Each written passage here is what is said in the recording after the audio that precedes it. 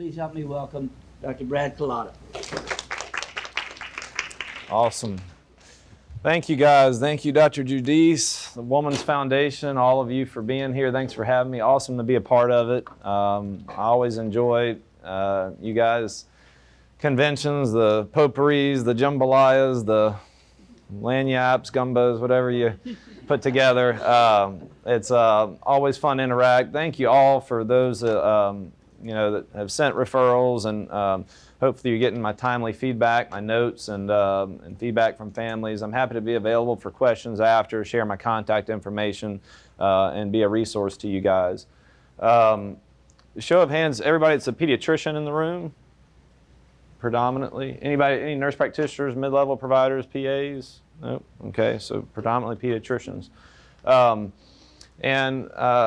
Dr. Judice and I talked about some relevant or pertinent topics that you guys might see on a daily basis and challenges you meet in your practice. And scoliosis, I think, is no stranger to any of us that have that take care of kids in a primary care setting. And so I want to give you some updates on some current trends in scoliosis care, kind of review some things that are probably familiar to you, and then share with you some new things. Please make this informal. Don't hesitate to shout out. Raise your hand however you want to ask a question, and happy to help. I don't think I've ever felt as important as wearing 2 microphones that I do now, you know. I don't have any relevant disclosures. I do some work with industry, and none of it's relevant to this talk. And I kind of have a dual appointment between Our Lady of the Lake Children's Hospital in Baton Rouge and the Baton Rouge Orthopedic Clinic, which is a large multi-specialty private practice. And I see kids birth to age 18, anything orthopedic in that age group, any musculoskeletal care that's needed in that age group.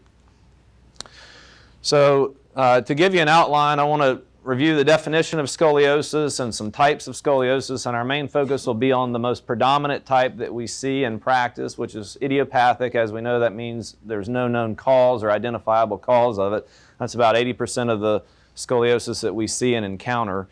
We'll talk about some pertinent exam and imaging findings. Like any good clinician, we're going to take a history, an appropriate focused exam, and then order the appropriate imaging. And then discuss with you some of the non-surgical care and how some of that has grown and has showed some interest in different avenues that we're seeing, and then some of the new surgical treatments that are available that weren't 10, 15, 20 years ago.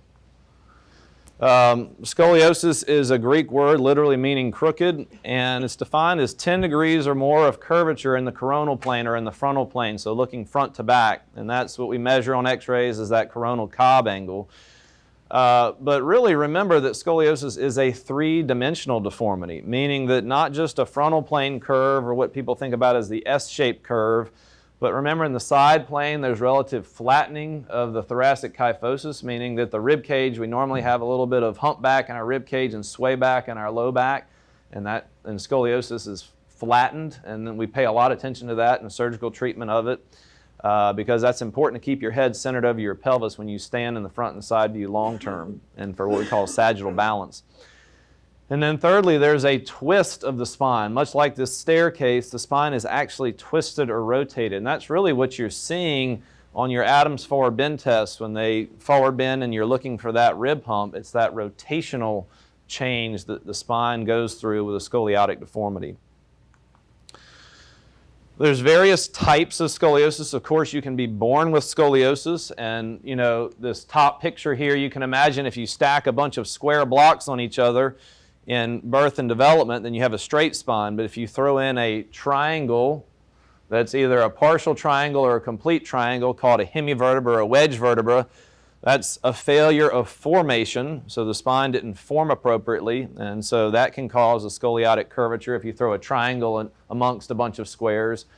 You can also have a failure of segmentation, either partial or complete failure of segmentation, called a bar or a block vertebra, and those can also cause scoliotic deformity. Some of those kids in infancy or toddler years, they'll have the rib fusions, they'll have thoracic insufficiencies, and they can have early problems related to their scoliosis. The neuromuscular variety, for example, this bottom left picture, would be someone with poor muscle control of the truncal musculature, cerebral palsy, spina bifida, syndromes, where because their truncal control is not very good and that abnormal signal from the brain to those muscles, they develop a progressive deformity. Just like you can get a progressive hip subluxation if the muscles around a neuromuscular hip are not appropriate, the spine can develop deformity. Idiopathic is kind of the workhorse, the most common one we see, and that's where I'll focus most of our discussion today. And there's three types of that: infantile, juvenile, and adolescent. And most of us, when we think about scoliosis, we think about that preteen or teenager that develops a curve during his or her growth spurt, the adolescent idiopathic scoliosis, and the typical, what we call right thoracic curve, and often a compensatory lumbar curve is seen with that. So we talked about 10 degrees or more of curvature in the coronal plane. Remember, it's idiopathic, no known cause, and that's AIS, or adolescent idiopathic scoliosis.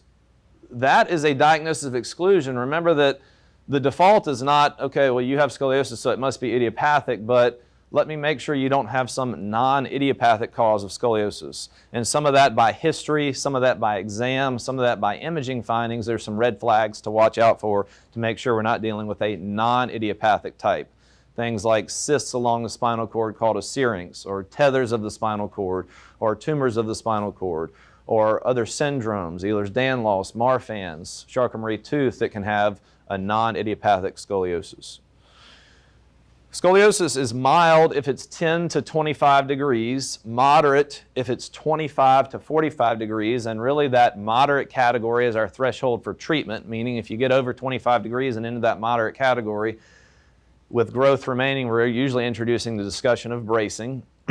And severe if over 45 degrees, and if you get into that category, we're usually introducing the discussion of surgery. And that's always a shared decision-making model with physician and family. It's not, hey, you hit these thresholds, you got to do this, but let me help you understand the natural history. Here's what might happen if we do nothing. Here's the details if we were to intervene, and let you make a shared decision. Remember, scoliosis, in 2019, we still don't know exactly what causes it, thus the idiopathic label. We think it's multifactorial, some component of genetics. We often will see a family history, although not always. Also, we think perhaps some disorder of collagen at a micro level might be at play. They came out with something called a Scoli score, where they would do a spit test. They would assess your saliva and try to assess which gene the scoliosis is localized to and whether your curve will be a progressor or a non-progressor. That was about 5 years ago, and we still don't really have good ways to figure out who's going to be the bad actor scoliosis and whose is probably fine just to watch. So we really need to catch all kids early. Early detection is important. About 3 in 100 kids will have a scoliosis over 10 degrees. That number gets smaller. 3 in 1,000 have one that's over 30 degrees, and small curves are pretty equal male and female. But for every one male curve that needs treatment, those over 25 degrees, there's about 7 females that need treatment, so the females tend to have more progressive curves. Screening is an interesting topic. Remember that a perfect screening test would have 100% sensitivity and 100% specificity. There would be no false positives, there would be no false negatives. And you would early detect a disease in its process so that you don't have adverse consequences later. And like many chronic conditions, scoliosis is helpful for if you get early detection.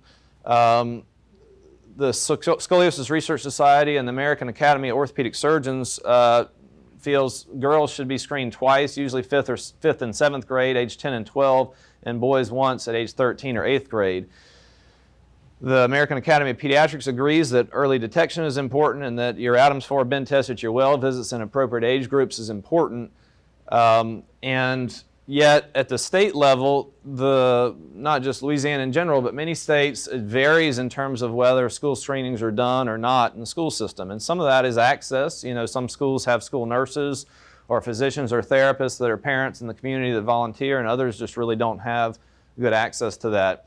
So the burden is on us as primary care providers of pediatric care to be checking for that and getting an x-ray if concerned about asymmetry on the exam.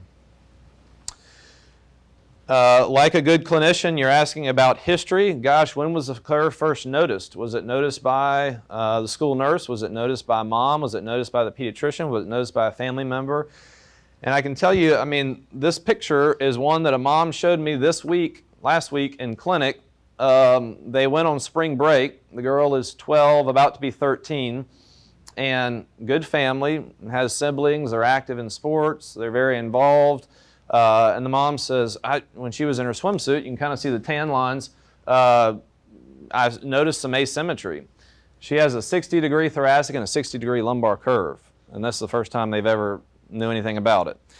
So good pediatrician, good family, a girl with a little bit bigger body habitus, so, you know, it's all easy to look now and say, well, I can see the asymmetries here and there, but, you know, I think it was one of those things where she went in around her birthday for a sinus infection, and so, oh, well, we'll just call that the well visit, and, you know, let me know if it, you know, the sinus doesn't get better, and then things slip through the cracks. So just as you do, be keeping that on your radar, that, you know, getting them in a gown that opens to the back, or having them take their shirt off with their sports bra on, or whatever your routine is, to look carefully, because some kids can hide it well, so to speak.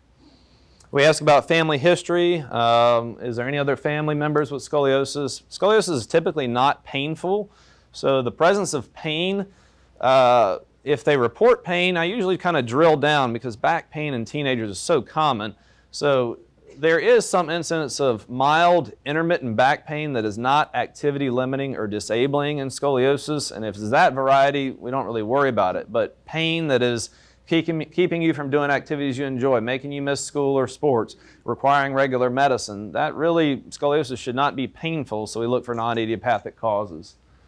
Menstrual cycles are important. Remember, you grow fastest right before you start menstrual cycles. That's called peak height velocity. That's where a lot of those preteens will sprout and develop a curve, or a curve that was small becomes bigger. And most of your growth occurs in girls in the first 2 years, after 2 years of past menstrual cycles, most of your growth has occurred. So you're kind of on the deceleration phase of growth, and that comes into part in terms of treatment. On physical exam, we look for several things. I usually have them in a reverse opening gown, and we look at shoulder height. So we see the right shoulder is a little bit higher than the left. We look for prominence or scapular asymmetry. This right shoulder blade is more prominent than the left. We look for increased space between the arm and the trunk. You see more space here than here. We look for waist crease asymmetry. We look for any signs of dysraphism, which would be cutaneous signatures, skin concerns, that midline defects. Things such as this, where you see asymmetry in the gluteal fold or cleft, prominence there, in a fatty phylum region, a tuft of hair enough to braid. I always have them take their shoes off, because we say the foot is the doorway to the spine, and what that means is that if you have asymmetric foot arches, that's really not just you're unique that way. That makes us worry that that's coming from something along the spinal cord, a tether, a split spinal cord called diastematomyelia, those types of things. So asymmetric foot arches can be a concern for a non-idiopathic cause of scoliosis.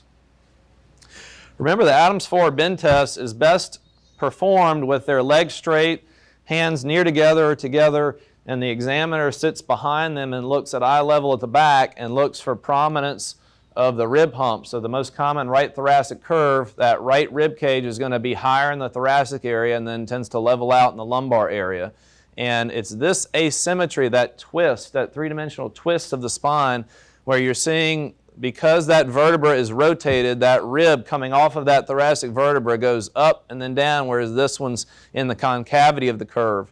So the convexity of the curve makes that rib hump prominent, and some kids can have a ton of rotation that I'm sure you guys have seen on exam and tips you off.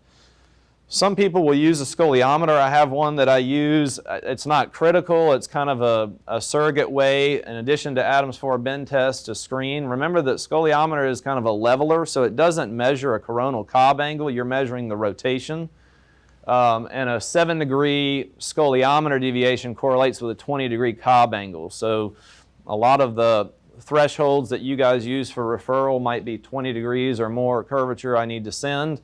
And so a 7-degree scoliometer angle is an easy way to say, okay, you're at 20 degrees. And that doesn't mean you need to wait till that. It's just one thing to think about.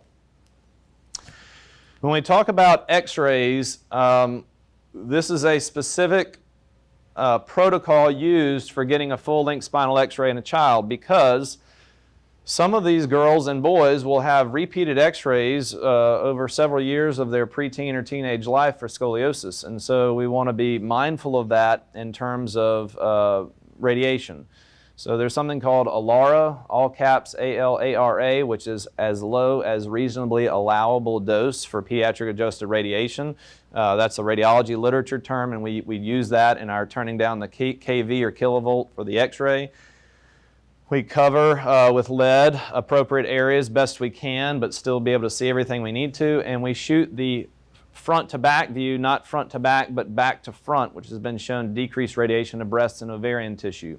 So this is a P to A, or back to front projection. And then for the initial screening, they need a side view. So standing, not sitting, not lying, but standing PA, lateral scoliosis x-ray, would be the appropriate x-ray for the initial screening of scoliosis.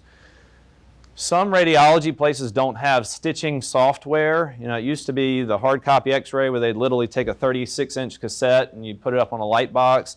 Now they have a computerized CR or DR image that's obtained, and then the software stitches the thoracic and lumbar x-ray together to show me a full length. It's okay if you don't have that. You can get the standing PA lateral scoliosis x-ray, and they'll take a thoracic and a lumbar that shows you what you need to see. The lateral view, they put their arms here. They tend, you know, radiologist or x-ray tech needs to be able to tell, you know, a lot of them tend to kind of lean back or lean forward to do that. They need to be standing up straight with their arms by their shoulders. That allows us to then measure a Cobb angle. Remember, a Cobb angle is measured from the most tilted block of bone or vertebra to the most tilted block of bone or vertebra to give us a degree. And this gives us that thoracic Cobb angle. We then measure from the most tilted block of bone to the most tilted block of bone to give us a lumbar Cobb angle. And very commonly there are 2 or 3 or more curves in a scoliotic deformity. We also capture the iliac apophysis, which is a cartilage growth center on the top of the pelvis, which allows us to quantify growth remaining.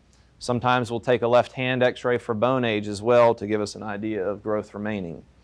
So we call that the Risser sign, which is that iliac apophysis, and then the triradiate cartilage is the growth plate on the hip socket, and that also helps us get an idea of growth remaining.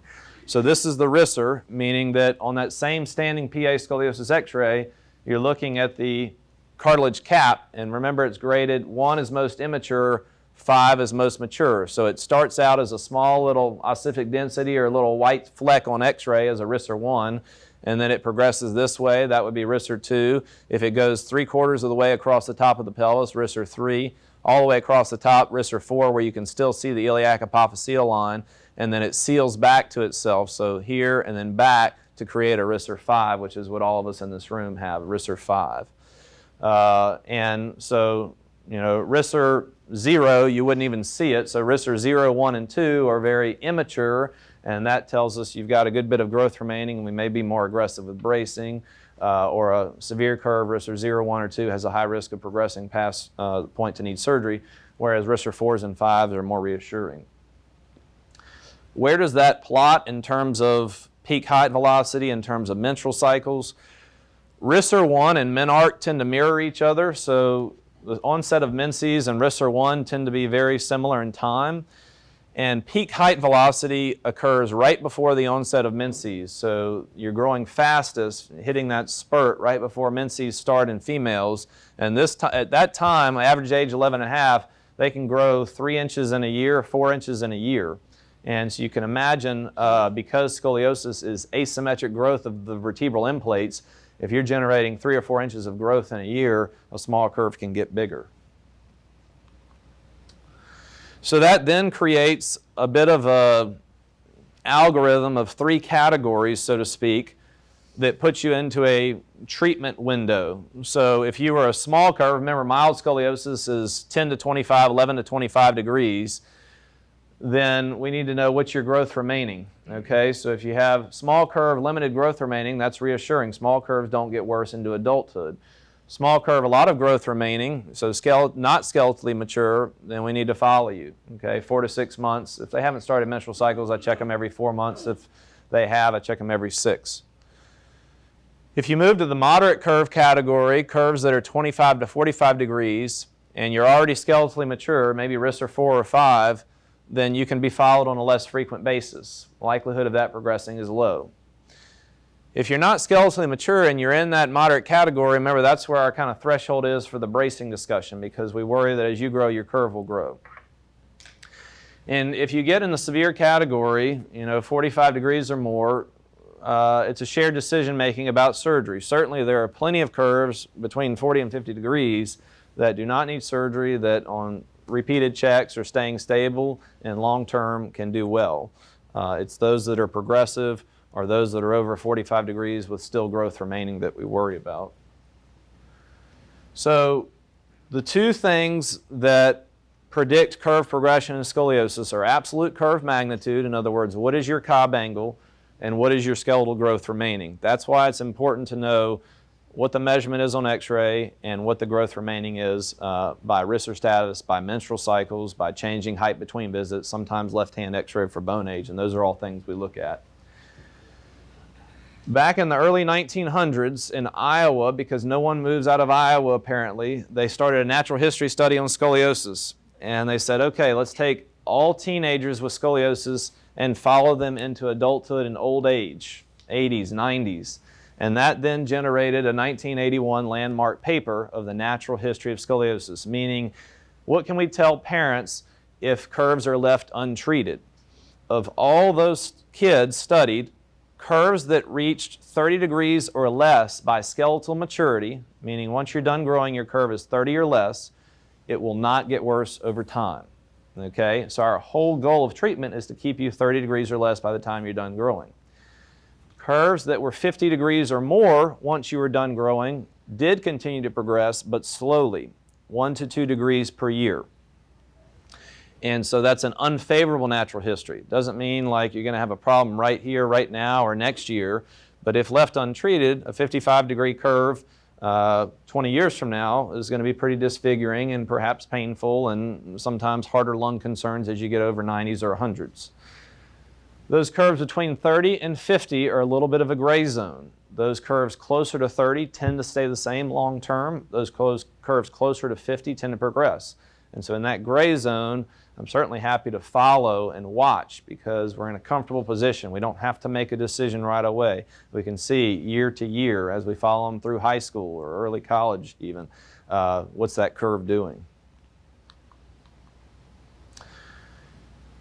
They, in a similar way, have been able to generate some landmark data on what your Risser status is, in other words, how immature you are, and what your absolute curve magnitude is as to what your percent of curve progression, your likelihood of it getting worse. So when a parent says, well, how comfortable are we with just saying it's going to be fine, or how worried are you that as we watch this is going to get worse? The worst category, 3 out of 4 progress, if your Risser grade 0 or 1, very immature, and your curve's over 20 degrees. So those are the ones we really have to be on in terms of bracing, in terms of monitoring, because those are the ones we can really be helpful to capture. On the far other end, you have extremely low likelihood of your curve getting worse if your curve's under 20 degrees and your Risser 2, 3, or 4. So that's also reassuring for the families. As you can imagine, I frequently will see a 16-year-old whose mom and grandma are in tears because they found out the diagnosis of scoliosis and it's a 14-degree curve and this is going to be awful, and grandma's sister is hunched over and we don't want to see this girl like this, and this tells us, hey, grandma, mom, young lady, we're going to be okay long term. Okay. So are there any questions up to this point? I just want to now touch on some non-surgical and surgical treatments that in 2019 I think have relevance and are helpful to know about. Anything up to this point, guys? I have time at the end as well. I think we're looking good on time. Okay. So it used to be, oh yes ma'am, Pat, Yes, ma'am. Should we send kids to the lake to have x-rays? Because when we order them at the outlying hospital, the radiologists don't know what a Richter scale is. Right. And we've talked to them, and a lot of times they don't even get the pelvic rim. Right. And then it's an x-ray that it's not any good, and then so maybe Well, any way we can educate our radiologists, or should we just Well, send them to the lake to have x-rays like we do for bone age? Yeah, it's a good question. I mean, I think everybody would have to consider their own individual practice setting, what your access is to pediatric radiology as to whether you feel comfortable getting an x-ray versus just sending for the referral and then having the specialist get the x-ray. But see, the problem is, as you know, if we send a Medicaid child, your nurse does the referral, and we can't, they say, we don't want to see you if you're less than 20 degrees. So if we don't get the x-ray. Well, so I can answer that. So specific to our practice setting, there's provider volume mismatch for certain things that we triage. So there are certain numbers we have to be able to have to, it's hard to see everybody that has asymmetry, and that's why I think venues like this are excellent, because it allows you guys, the front lines, the hand on the pulse of the kids in your practice, to be able to say, okay, which am I worried about and which am I not? That being said, I do think it's okay to get an x-ray at your local area, because even though we don't have a risser, even though it didn't catch iliac apophysis, it still shows us a Cobb angle in a range where it gives us an idea of big, small, worried, not worried. You guys can ask about menstrual cycles. You can look at Tanner staging, boys and girls, and get an idea of are they immature with already a curve and it worries you. I mean, those are the things I think that I would want you guys to feel comfortable doing. I don't worry at all. We can get all the detailed x-rays if we need to. I personally still measure, even the radiologist makes a measurement and the parent says, they told us it was 16 degrees and why'd you measure 15? I measure because a lot of times they don't measure the top and the bottom curve, or they're not, so I want to look, make sure all the blocks of bone are normal blocks and not a triangle block or some other block. I want to make sure there's no lesion causing the scoliosis, that type of thing. So, good question. Did somebody else have a question? No? Okay. So in terms of non-surgical and surgical treatments, the old thought used to be, okay, you either watch it or brace it or do surgery, and you'll find that it's a little bit more refined or detailed than that now, depending on your age and your growth remaining. So for non-surgical treatments, observation is used as kind of an active observation. You're coming in for periodic x-rays, maybe every 4 to 6 months if growth remaining, because we're trying to assess curve progression. We're trying to assess skeletal maturity and trying to see what the behavior of the curve is.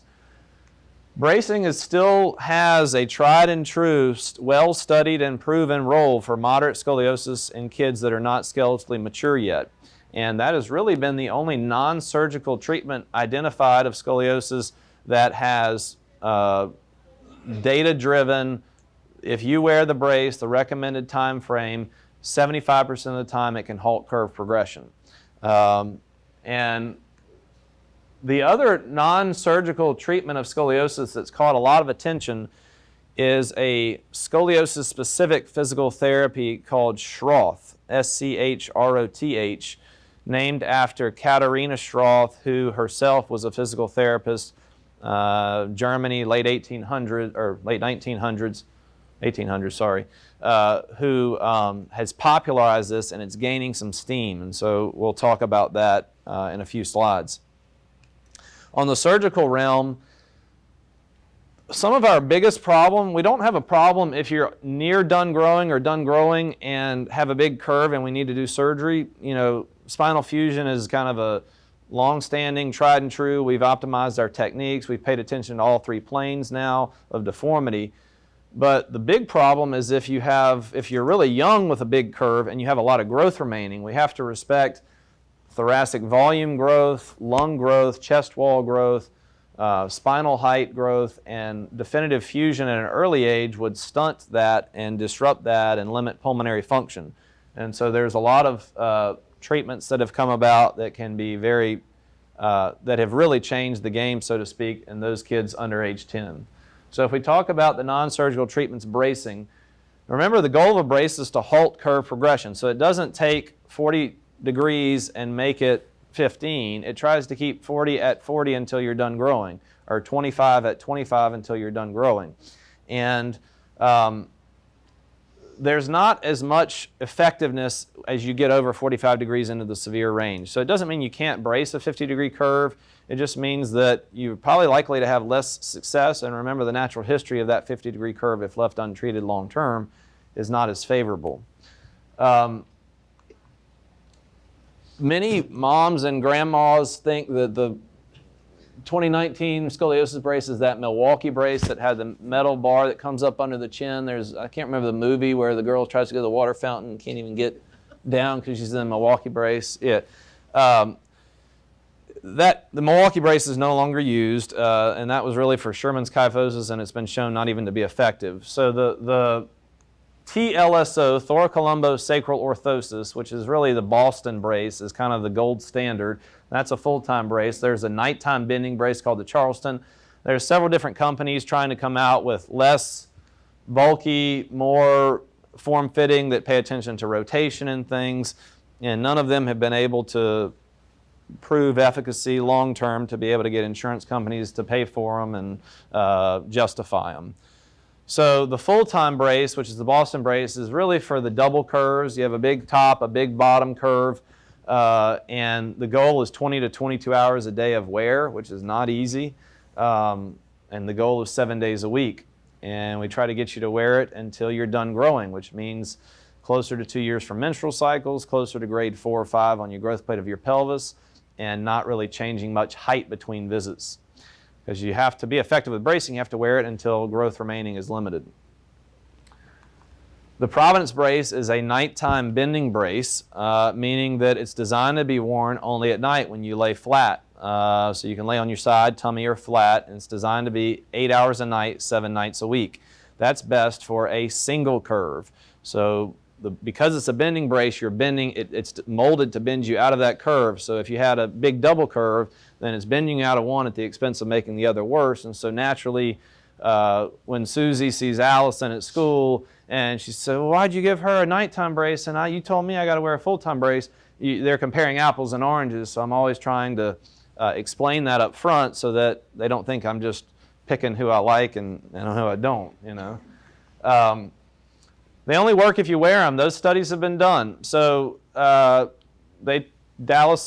Scottish Rite took all kids in bracing and gave them a questionnaire and said, how much are you wearing your brace? What they didn't tell the kids is that there was a temperature sensor in the brace that measured deflection and body temperature when the brace was on. So they compared actual wear to reported wear, and you can imagine the discrepancy. Oh yeah, I'm wearing it, 20 hours a day, and it's getting worn.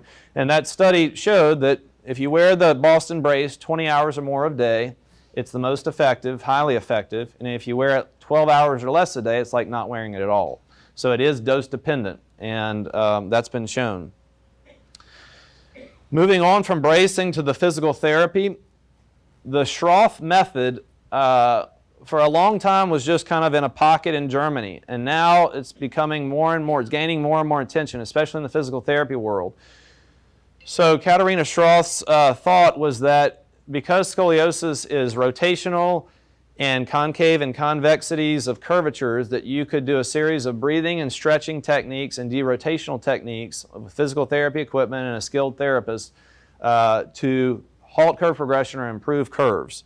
And you can see the different things. These are pictures from way back when, and these are now 2019. There are Shroff clinics in some parts of the country where they'll have classes of girls or girls and boys. You can see a male here and females there, and there's different equipment they have and different specific stretching techniques specific to the child's curve.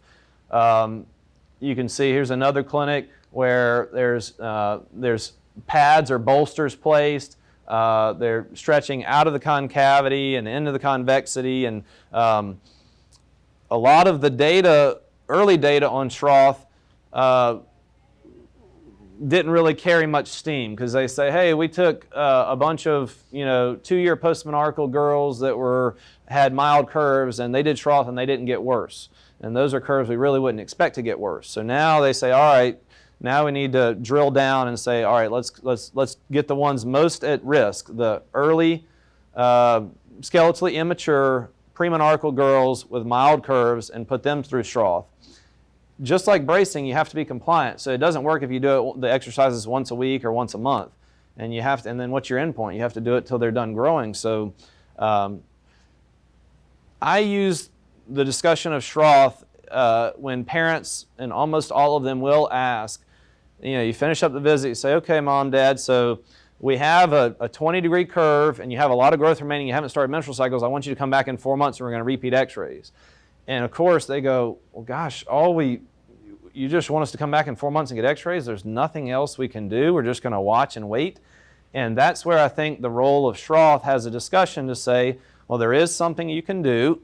We still don't know all the data on it, but it does have some early promising results. It does require a certified Shroff therapist, which there aren't many of those yet. We're starting to get more. I think we have 3 in Baton Rouge. I know there's 1 in I think Youngsville or Broussard around here, a few in New Orleans, I think 1 in Alexandria, so Monroe. So, but it is, somebody has to be comfortable and specialty trained in the Shroff, and the family has to be willing and engaged. If we talk about the surgical treatments, the problem with the birth to age 5 kids that have a severe curve is the tremendous growth they have remaining. And we know that essentially putting in metal early is bad, meaning if you try to do a growth-respecting spinal curve stopping or slowing surgery in somebody under 5, their risk of repeat surgeries and hardware problems, because the bones are largely cartilage and not yet bone at that age, is high. So serial casting has become essentially a mainstay or standard of care in our world for severe curves in the infantile, the toddler age group, progressive curves. It's been shown to buy time in some and cure curves in other. Infantile idiopathics, it's got about a 1/3 cure rate for just doing serial casting. It's not just, hey, come to clinic and we'll put a cast on. It's a special cast, and this physician, Dr. Min Mehta out of India, popularized it many years ago, and now it's gained a lot of steam. This is her, and there's a series of special molds and bins you put in the cast. They had to develop a special table for it. The anesthesiologists call it the torture chamber, because you can imagine, we have to suspend the child from this. So there's this thing that supports the legs. There's a mirror down here that lets us look at the mold on the back. There's a bar that holds the neck and head, and a bar that holds the pelvis and abdomen. And it's a series of elongation, derotation, flexion, or EDF casting. So the torso is elongated. The hands, when the cast is hardening, are derotating the spine out of its curvature and then flexing the spine. So this is, the child's under anesthesia. You can see there's a bite block and breathing tube. Here's the mirror down here where we can see the back. Pads are placed, they're suspended. This is elongation, so there's traction. The cast is then wrapped. We have an ET tube in because peak inspiratory pressures can go up because we're restricting thoracic movement for a bit until we create a cutout. We create this little cutout in the cast on the front and on the back that allows the abdominal excursion and chest wall movements, but still corrects the rib cage and the spine. And then a cutout on the back that allows that concavity of the curve, the rib cage, to fall into that correction area. This is an example of a toddler 40-degree curve that was then casted. You can see the mold around the pelvis and the cast that goes up under the armpits, and 17-degree curve. And there are several of these that literally stay in the mild range into teenagehood if you catch them early and do serial casting. Their cast is changed about every 3 months. It's a water-resistant liner, so they can spill Kool-Aid and it's still okay. A lot of times in the summers, we give them a cast holiday where they can swim and things like that. They can run, jump, play in the cast. There's moms have done, photo of cast, the series that they've had and all the different pedaling and tapes and stuff they'll use, because it can be really a journey for a lot of these kids and families. And it's impressive how well a lot of them tolerate it. It sounds awful to be in a body cast, and they, you watch them run and jump and play, and they seem like they don't even think about it. Moving on from the age 0 to 5, 5 to 10, anybody remember the old growing rods? So if you had a severe curve and you had a lot of growth remaining age 5 to 10, they're really too big to cast, but they're too small to do a definitive surgical fusion. So you would have to put in telescoping rods and then take the patient back to surgery every 6 months and manually lengthen those rods. So these kids would sometimes have 12 surgeries in a matter of 6 years until they got to teenage time where they could have their definitive fusion. In 2012, the FDA approved magnetic technology, MAGIC, magnetically assisted growing expandable control rods, MAGIC rods, that are still spinal rods, but they house an internal magnet that allows the rod to expand. And what that allows us to do is control the curve from getting worse while allowing the normal spinal growth development, chest wall development, alveolar development. So these are the rods, and the telescoping portion is here. The magnets are housed in there, and there's an external remote control that we can control in clinic without taking them back to surgery to lengthen the rods at 3-month intervals. So these motors in the remote control turn this magnet and cause the rod to extend or expand. So that we know the spinal column grows 1.2 centimeters a year. So every 3 months, we lengthen about 4 millimeters. So at surgery, age 5, 6, or whenever needed, implants are placed in 2 small incisions, one at the top of the back, one at the bottom of the back, and then these magnetic rods are cut and contoured and tunneled underneath the musculature from the bottom incision to the top, and then anchored. They're anchored at the top and they're anchored at the bottom. And then they're closed up. The patient goes home the following day from the surgery. There's no external brace or cast. They can still do activities. And every 3 months in the clinic setting, they come back right there with mom and dad, and we have this external remote in the clinic. They can lay on mom's lap, they can lay on the table, they can sit tummy to tummy with mom if they want, and we literally press a button. It makes a little noise. It takes about 10 seconds per rod, and it manually lengthens this. Because we're only lengthening a small amount, it's not painful. They don't feel it. So you can see the before, and now the after, there's some portion telescoped out. So we lengthen both rods at the same time at interval settings. So that has allowed a major change in the way we treat age 5 to 10-year-old curves that are severe, because it allows the spine to still grow without subjecting them to multiple surgeries and maintaining spinal growth but curve not progressing. And we use the same technology for leg length discrepancies. If you've seen the magnetic rods where we make a controlled cut in the bone and we slowly distract the bone to heal at a higher length than it was before, so that magnetic rod can be used in leg lengthening, a child that has 3, 4, 5 centimeter leg length difference. So this is a before, maybe 6-year-old. The MAGIC rods are placed. Here's the telescoping portion. Here's a side view as well. And the magnet is housed there. So the remote is placed just external to the skin. There's a little magnetic wand that helps us localize the magnet, and we can lengthen them. And still for age 10 and up, the gold standard for someone that needs surgery, progressive curve, unfavorable natural history, is called a posterior spinal fusion. An incision down the midline of the back, the muscles are moved out of the way, and anchor points are placed along the spine and then attached to 2 rods to help us manipulate the spine. There's a lot of things we do in posterior spinal fusion in 2019 that optimize safety, minimize risk. I frequently talk to parents about that. We use something called Cell Saver, which recycles blood loss during the surgery, cleans out waste and toxins, and gives them back the healthy healing elements of blood. We use something called neuromonitoring, which is wires and electrodes hooked up to them that gives us second-to-second, minute-to-minute feedback about the health of the spinal cord and spinal nerves, allows us to reverse any manipulative maneuvers we do that show the spinal cord's unhappy. We use something called navigation, which allows us to carefully plan three-dimensional placement of implants into the narrow corridors of the spine.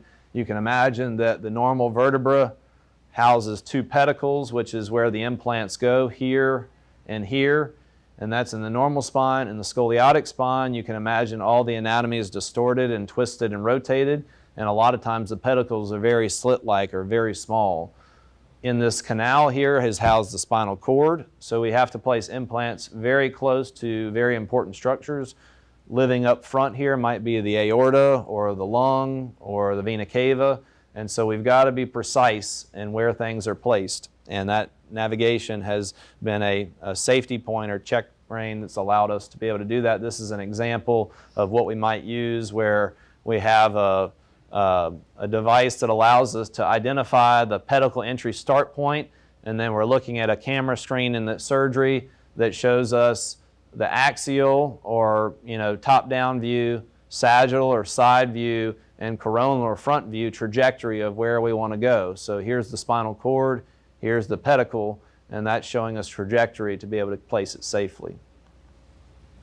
So it allows us to, all from the back, which used to be, you'd have to have a surgery from the front side or here, maybe to get correction of both curves, all from the back, single incision, move the muscles out of the way, and we can place the anchor points that attach to the two rods and allow us to keep head centered over pelvis in both planes and excellent correction. So in summary, we know it's a three-dimensional deformity. I think screening is important because it helps us catch those kids early that are at risk of progression and intervene. Treatment is really based on two things, absolute curve magnitude and growth remaining. And we know that the natural history of curves 30 degrees or less are very good, and so that's our whole goal, is to keep you in that range. And I want to make sure we have time for questions and comments and anything. Thank you all for that. Thank you.